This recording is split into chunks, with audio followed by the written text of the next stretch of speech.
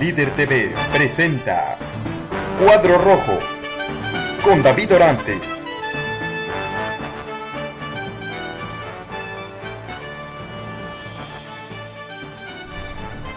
Bienvenidos a la televisión online más activa de Tamaulipas. Una vez más nos encontramos, como todos los viernes, en esta emisión de Cuadro Rojo que la llevamos a través de Líder TV. Y gracias también a quienes nos están viendo en Matamoros en 10 TV Río. En esta ocasión hemos querido invitar a alguien que es parte del IFE, vocal presidente del IFE, pero más que nada como un conocedor de la ley electoral que tantas dudas nos ha generado, seguramente no solo a los medios de comunicación, sino también a los ciudadanos, y para eso está aquí en el estudio de Líder TV para aclararnos todas estas dudas. Manuel Moncada, bienvenido. Gracias, muy buenas tardes y gracias por la oportunidad de poder platicar con su amplio auditorio. Manuel, una duda que surge de esta nueva campaña, que no deja de ser este año electoral el más complejo que hemos visto en nuestra historia contemporánea. ¿No hay muchos requisitos en esta nueva ley electoral que se autorizó y que ahorita estamos empezando a tener?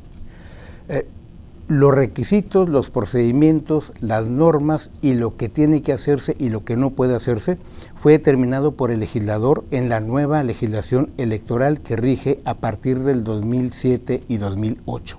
Esta es la segunda elección a la que concurrimos los mexicanos con las mismas normas reglamentarias de organización de la elección en materia de partidos políticos, de precampañas, de campañas y de organización de la elección, solo que quizás en la primera ocasión no fue tan llamativa de la atención pública porque únicamente se eligió a la Cámara de Diputados. En esta ocasión tenemos renovación de presidente de la República, de toda la Cámara de Senadores, los 128, y de los 500 diputados que deben surgir de los 300 distritos electorales más los 200 de representación proporcional. Seguramente esa dinámica y ese volumen llama mucho más el interés y la atención de partidos, de medios y de personas interesadas en lo electoral, que les lleva a analizar mejor y tratar de comprender el porqué de estas normas electorales. No son más complejas, más bien son más definitorias respecto de las etapas y los procedimientos que deben cumplir los partidos políticos y o ante la ciudadanía, a efecto de que exista un principio fundamental en toda elección: equidad en la competencia. Tiene que normarse la equidad desde el otorgamiento del financiamiento público, desde el otorgamiento de los spots y tiempos en radio y televisión, desde el otorgamiento de los bastidores de uso común para que se coloque la propaganda, y desde luego con la regulación de en qué tiempos y momentos pueden presentar su oferta política, de las muy diversas que hay, a la ciudadanía. Ese es en el fondo y en principio el valor más importante que se tutela: la equidad en la competencia en todos esos rubros, de modo tal que esté bien definido que para que precampaña son 60 días para todos los partidos, a efecto de que todos ellos agoten sus procedimientos internos de selección de candidatos con el método que sus estatutos y sus directivos y militantes designen. Y luego viene un periodo no reconocido en la ley como de intercampaña por el término, pero sí establecido muy claro en la ley de que no hay actividades de proselitismo, ni de llamado del voto, ni de propaganda electoral alguna entre el 16 de febrero y el 29 de marzo. Justamente por eso hacíamos esta invitación para aclararnos esta veda que hay para los partidos y para los candidatos. Y para los candidatos, sí. Pero realmente no dice la palabra veda en la ley, pero tampoco dice cómo es eso de inducir el voto de manera velada. No, la ley es muy clara. Establece que los partidos tienen 60 días de precampaña entre el 18 de diciembre y el 15 de febrero para designar a sus candidatos y realizar todas las actividades proselitistas que los lleven a ello. Luego hay una suspensión absoluta y total de la propaganda electoral porque ya no tiene sentido, porque ya se nombró a los candidatos o se concluyó la precampaña para nombrar a los candidatos cada partido político.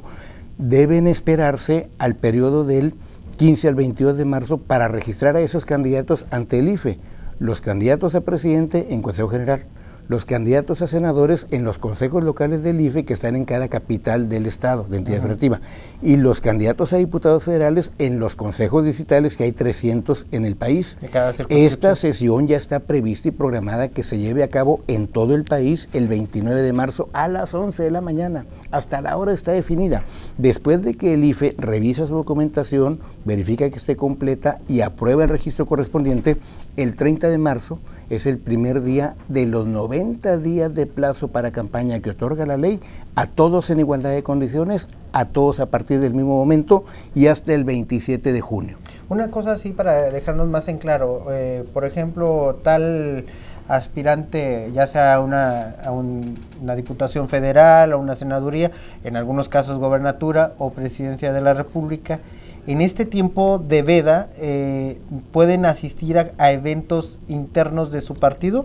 La lógica indica que sí, el sentido común que sí, la norma no tiene regla escrita, porque lo que prohíbe la norma es que no se haga propaganda política, que no se llame o se promueva el voto, que no se convoque en medios, efectivamente, en radio, televisión, y demás, o en actos públicos, asambleas, marchas o mítines. Esa es la prohibición, porque ya no tiene sentido, dado que sus procedimientos de selección interna concluyeron el 15 de febrero y únicamente corresponde definir sus candidatos, y varios o muchos de ellos los van a hacer entre los próximos 8 o 10 días. Tienen que esperarse el 15 al 22 para registrar y, repito, el 30 de marzo comienzan las campañas con el plazo de 90 días absolutos para que desplieguen todas las estrategias de marchas, mítines y demás. Debe quedar muy claro que al terminar las precampañas se cumplió el objetivo de designar candidatos y después de que se registren hacia el 30 de marzo pueden iniciarse las campañas electorales. Las actividades que pueden realizar los precandidatos de los partidos políticos son todas aquellas que no impliquen promoción del voto, difusión de propaganda, convocatoria a la ciudadanía para la elección, etcétera. Todo lo que implique un acto que pudiera ser considerado como anticipado de campaña, que es lo que la ley prohíbe. Y, por ejemplo, en el caso de entrevistas, porque de pronto los medios masivos de comunicación se han visto como que agarrados en esta nueva ley de las manos, y hay ciertos comunicadores como Joaquín López Dóriga que están demandados ante el TRIFE bajo la presunción de espacios comprados, aun cuando no lo hubiese. Si el reportero común, para llevarle la comunicación a la ciudadano, va y le entrevista a X candidato, ¿está infringiendo la ley? La entrevista como tal, desde el punto de vista del comunicador, a partir de, como dice el acuerdo del Consejo, un genuino o auténtico ejercicio periodístico, no debería tener ningún problema, ni lo tiene. El problema está en el otro lado, en donde un candidato o precandidato, aprovechando esa entrevista, de nuevo, realice un acto anticipado de campaña, haga una convocatoria al voto o se promocione para un puesto público. Eso es lo que se ha prohibido, la promoción del voto, el llamado a la campaña o a la propaganda, y no la entrevista por sí de un comunicador. ¿Qué puede alguien ser dirá, el entonces, perfil del...? Alguien dirá, bueno, entonces, ¿sobre qué podemos hablar? Bueno, sobre aspectos de carácter general que impliquen una opinión fundada respecto de algo, pero que no generen por sí mismo la impresión o percepción de que se está dando un acto anticipado de campaña. Y lo que la ley prohíbe también de manera absoluta es la compra y venta de propaganda electoral, no solo de los partidos o candidatos o precandidatos, sino de cualquier empresa, sindicato, ciudadana común, mexicano o extranjero, en tiempo de proceso y en tiempo de no proceso. En nuestro país, con la reforma del 2007, desde entonces está totalmente prohibida la compra y o venta de propaganda político-electoral en cualquier emisora de radio o televisión del país, aunque no haya proceso. Yo no puedo ir después de julio, el 1 de agosto, nadie puede ir a comprar en una emisora de radio o televisión propaganda política a favor o en contra de un partido político, aunque ya haya pasado la elección. Está prohibidísimo. Desde el 2007 está totalmente prohibido. En ese sentido me estás dando margen de otra pregunta, porque nosotros estamos en la frontera y quien nos está viendo en Matamoros a lo mejor de pronto también hemos tenido lo mismo que hemos estado percibiendo en otras campañas.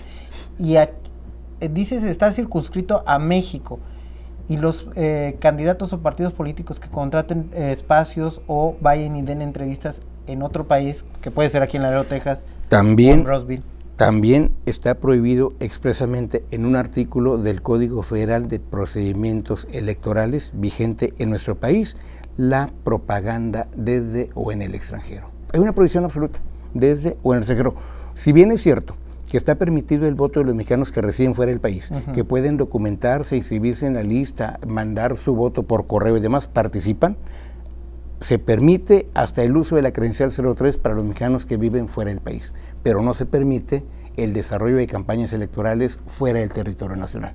Eso lo tienen bien claro los partidos políticos y todos sus candidatos y sus directivas, porque desde el 2009 rige esa regla y no ha habido violación alguna en ese sentido. Decías hace rato equidad. Estas normas, bueno, la ley electoral que permite la equidad en esta, y que creo que en esta elección estamos viendo que sí pudiera haber más equidad que en otras elecciones, porque vamos a llegar sin saber quién pudiera ser el preferido. Que esa es la razón de ser básica de una elección, el que no estén predeterminados sus resultados, exacto, el que nadie pueda saber quién va a ganar en las urnas, porque depende de la votación ciudadana. Y el voto del ciudadano debe ser libre y secreto, y la competencia electoral debe ser equitativa y ajustada a los términos de la ley. Bueno, vamos a regresar con más preguntas, no sin antes recordarles a toda la gente que nos está viendo a través de nuestras líneas de internet, de nuestras redes sociales, al igual que quienes nos siguen en 10 TV Río en Matamoros. Les agradecemos que se hagan contacto inmediatamente con nosotros a través de www.liderinformativo.com, al igual que la línea líder 867-711-2222, por Twitter, @líder_TV, al igual que Facebook, Líder TV. Nos dan un like y pueden entrar en comunicación, como ya lo han estado haciendo bastantes personas en esta ocasión, para hacer preguntas muy particulares, que eso es lo que hemos estado platicando. Parece que en el ánimo de la gente hay mucha inquietud sobre en esta elección. Y regresando al tema de la equidad, ¿cómo se ha garantizado, hablando de la gente, que en estos siguientes 90 días nos van a bombardear de spot, de radio, televisión, de publicidad impresa, que el ciudadano no se vea con tanta contaminación visual como en cada campaña se ve, y que al final de la campaña ahí siguen pegados los pendones que recientemente acaban de hacer el sorteo de ellos? Ahí sí tenemos una buena noticia. Precisamente los pendones que se van a colocar en un municipio como Nuevo Laredo, que es cabecera de un distrito, están en un número bien limitado y determinado, 728 pendones, que se dividieron por sorteo en forma equitativa entre los partidos políticos, que les corresponde a cada uno 90 o 91 bastidores para la colocación en todos los puntos de la ciudad, pero que eso nos libera de la contaminación visual. ¿Por qué? Porque si ahora se instalaron estos bastidores de uso común, precisamente porque la ley prohíbe la colocación o fijación de propaganda electoral en elementos del equipamiento urbano, como antaño se hacía. Se colocaba en postes de luz, en postes de alumbrado público, hasta en los postes de teléfonos o semáforos.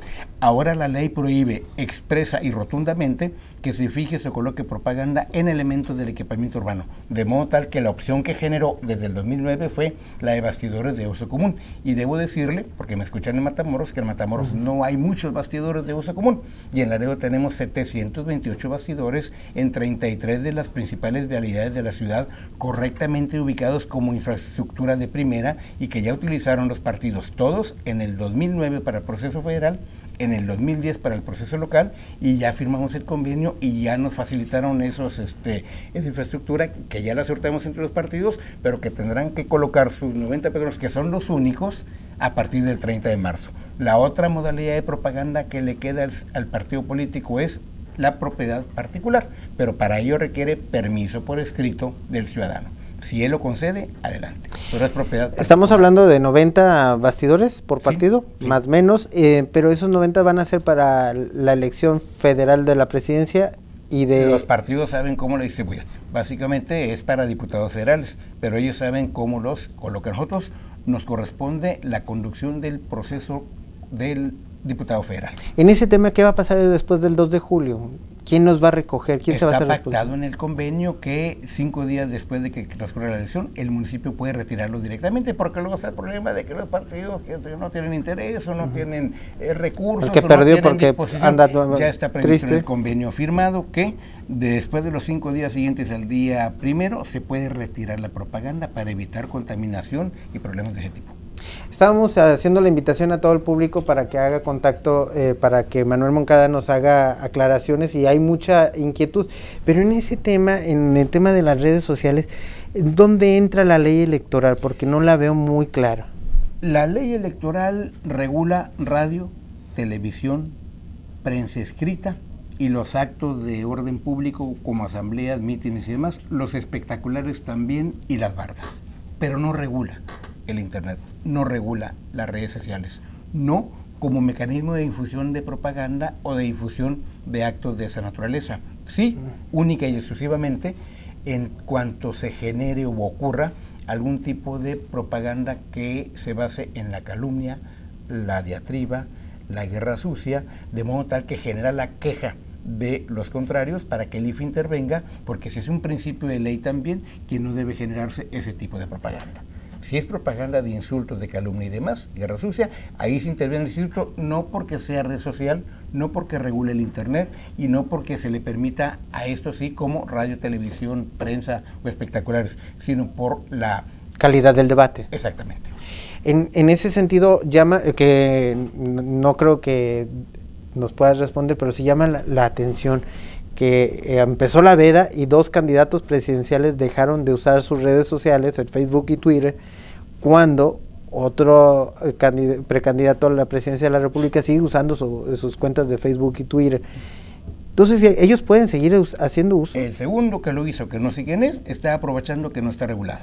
Los dos a los que se refiere, que no sé quiénes son, que suspendieron, me parece una actitud sana, positiva, correcta, que aporta a la equidad, que aporta a la legalidad y que no corre riesgos para generar polémicas y situaciones de otra naturaleza. Aunque no esté regulado. Aunque no esté regulado. ¿Por qué? Porque los partidos políticos en nuestro país son entidades de interés público. Eso significa que el Estado tiene un interés prioritario para que subsistan y operen.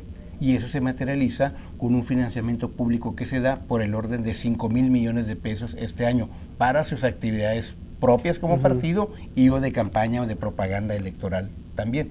Entonces, bajo ese esquema, es muy importante que los partidos se profesionalicen, conozcan la ley, porque son los principales interesados y protagonistas de la competencia electoral, respeten la ley y emitan a la ciudadanía un mensaje de certeza, de legalidad y de objetividad.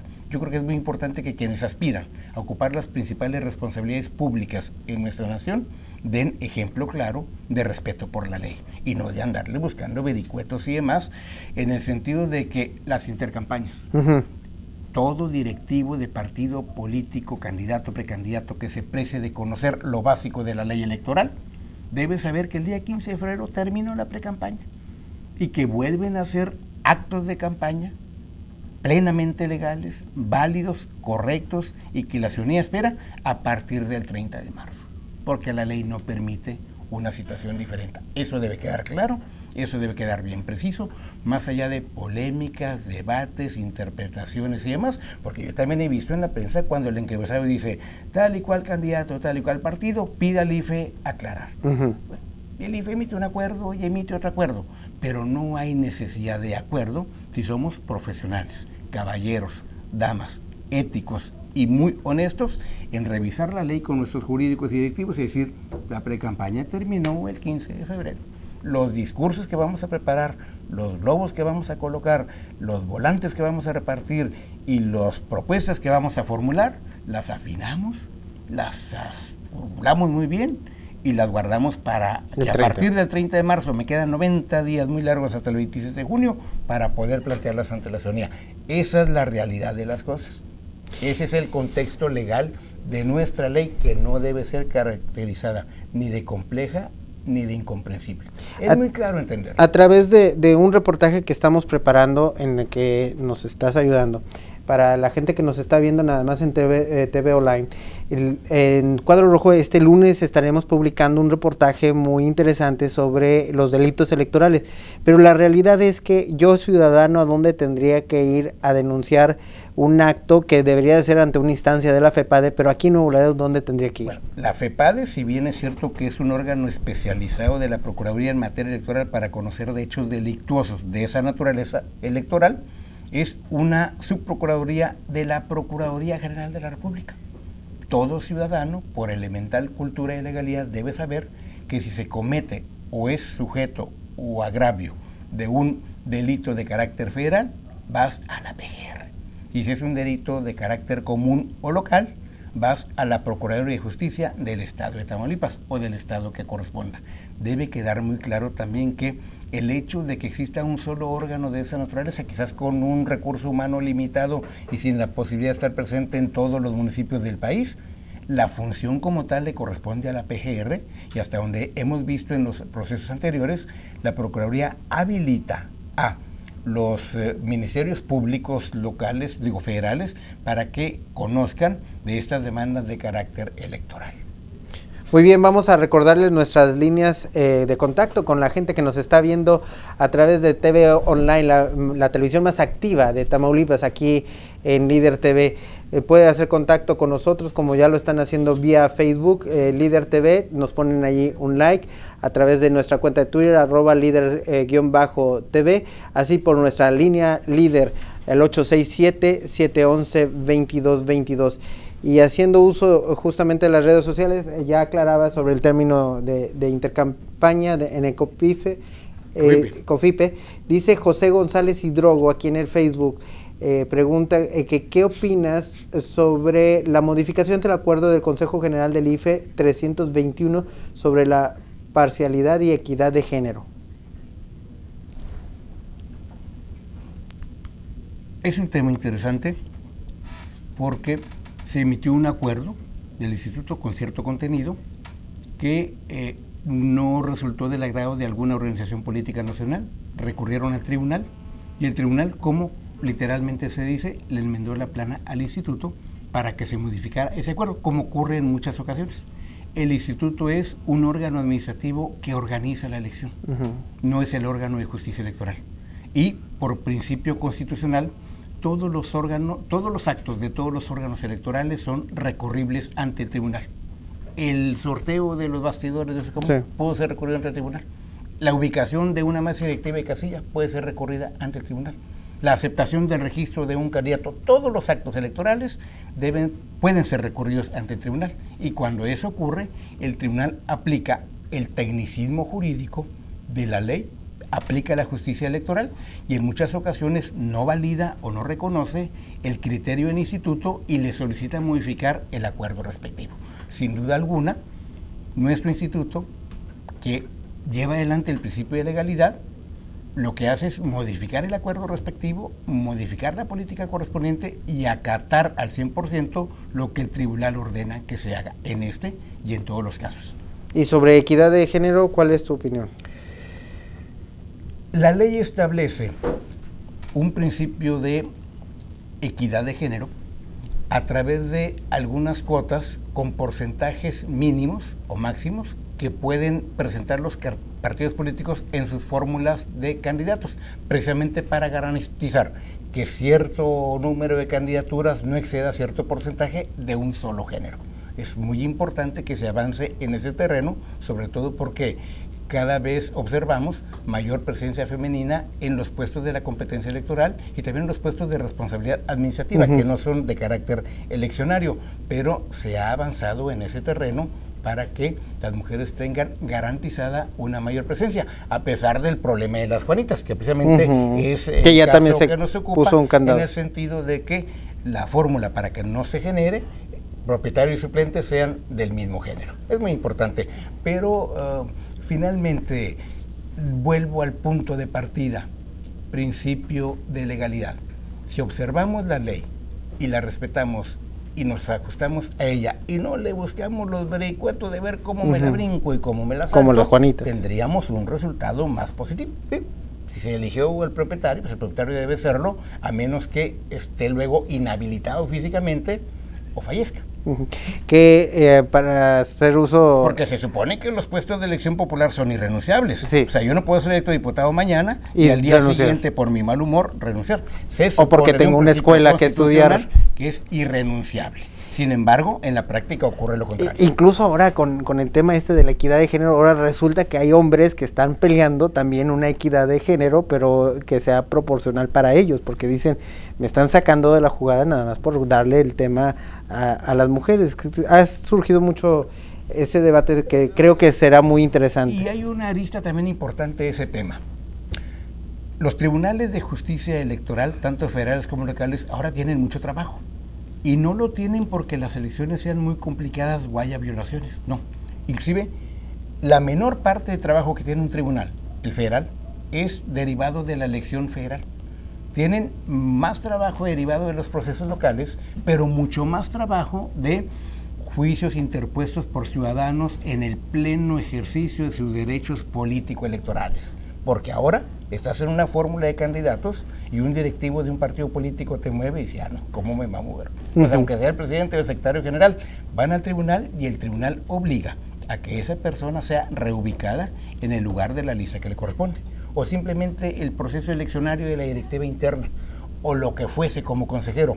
La mayor parte de las demandas de las que conoce el tribunal a nivel nacional son para proteger derechos político-electorales. Eso habla muy bien de que el ciudadano está despierto, conoce y defiende sus derechos. No son tanto los problemas derivados de las elecciones y menos de las elecciones federales. La estadística del último informe de la presidenta del tribunal así lo confirma.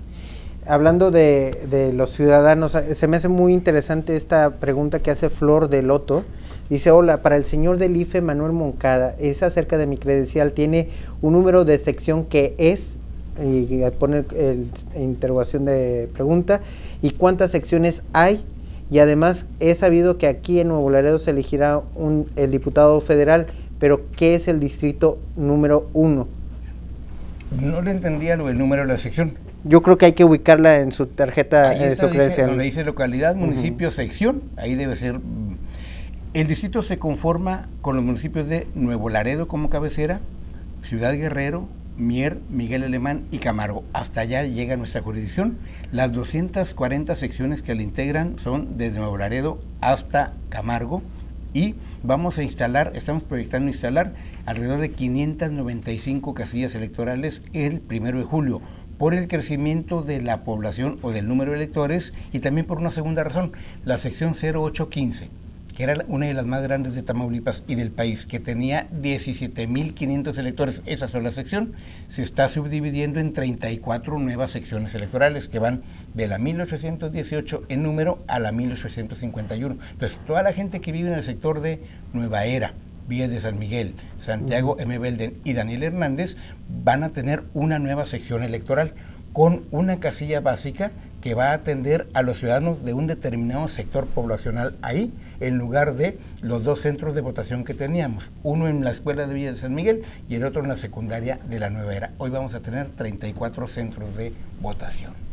Se nos está agotando el tema y se nos van a quedar muchas preguntas que está haciendo el público de Líder TV, pero no me quiero ir sin antes preguntarte tu opinión. No es algo que veremos en esta elección, pero que ya empezó ahí en ciernes en la Cámara de Diputados.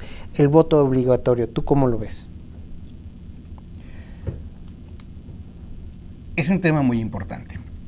Polémico. El voto ya está previsto en la ley como derecho y como obligación. Tan está previsto que a nivel constitucional hay una sanción para quien no ejerce su derecho de voto o para quien no ejerce sus demás derechos y prerrogativas ciudadanas. La sanción es la suspensión de los derechos político-electorales. Entonces llegamos a un círculo vicioso, porque me sancionan con la conducta que me gusta de no participar en la elección. El voto obligatorio es un tema que se ha manejado como solución o recurso para revertir el alto nivel de abstencionismo.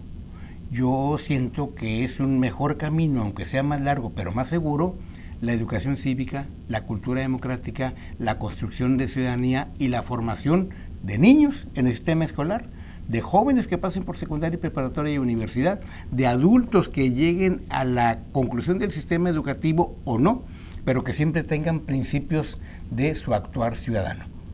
Durante años eliminamos el civismo, durante años no quisimos saber de urbanidad o de cuestiones cívicas o de ética, y el resultado lo tenemos en generaciones que no tienen el menor aprecio por los valores democráticos ni por la participación en cuestiones del orden público. En Brasil existe la obligación de votar y la consecuente sanción de una multa tributaria si no votas. Pero es un sistema electoral que así se ha sido diseñado durante años y así funciona y así opera y lo reconoce todo el mundo. Yo no he visto en nuestro país alguna propuesta seria presentada por quienes pueden hacerlo, los grupos parlamentarios de las organizaciones políticas nacionales, respecto de una disposición a nivel constitucional o a nivel ley electoral de esta naturaleza.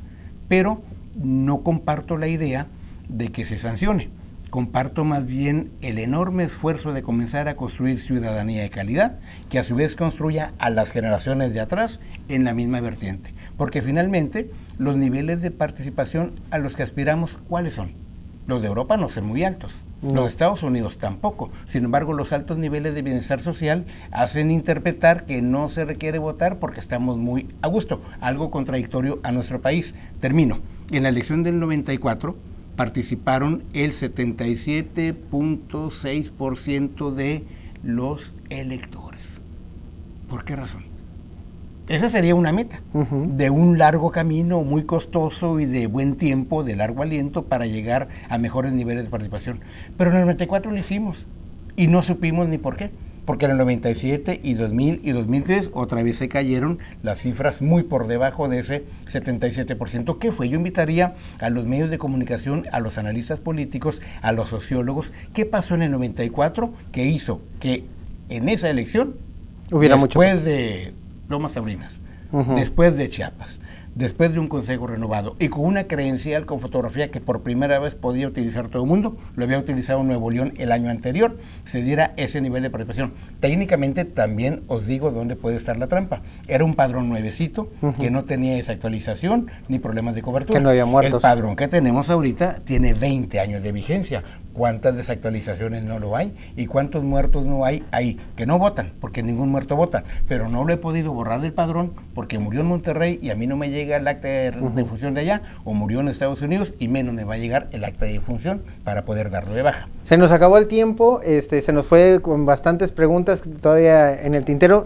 Yo quisiera dejarte abierta la oportunidad para que estuvieras otra vez con nosotros, conforme se den los tiempos contigo. Claro que sí. Y a todos ustedes, muchas gracias por habernos acompañado. Estuvo con nosotros Manuel Moncada, no tanto como un consejero más del IFE, sino como todo un experto de tantos años en este quehacer electoral, y esperamos que haya sido para ustedes muy ilustrado como para nosotros este tema que el día de hoy tratamos en la televisión online más activa de Tamaulipas. Muchas gracias.